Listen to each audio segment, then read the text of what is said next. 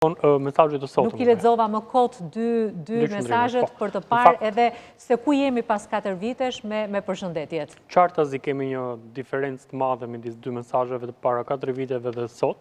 Sot, në fakt, ambasada amerikane duket si, po themi, sa do pak në thonjza e detyruar për një mesazh post-zgjedhor, ndërkohë që rezultati ende nuk është certifikuar. Pritet jo vetëm certifikimi I rezultatit, po pritet raporti ose ODIHR-it, pritet dhe raporti përfundimtar I Partisë Demokratike për çdo qark I detajuar me denoncimet tona, me fakte, video, foto dhe prova të gjalla, të cilët së bashku kanë deformuar patjetër këtë rezultat.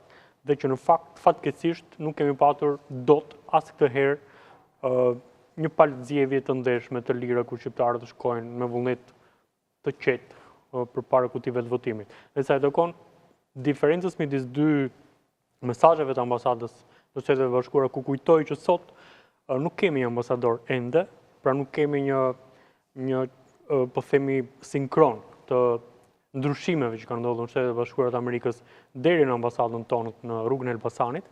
Presim me padurim ambasadorin, ambasadoren e ardhshme dhe patjetër që mesazhi I sotëm më kujton pak shprehjen për ta kthyer në një batutë, më ka çu baba me lagojën, një mesazh I shkurtër, I ftohtë, tmerrsisht diplomatik dhe patjetër I barë të larguar, do të thoja.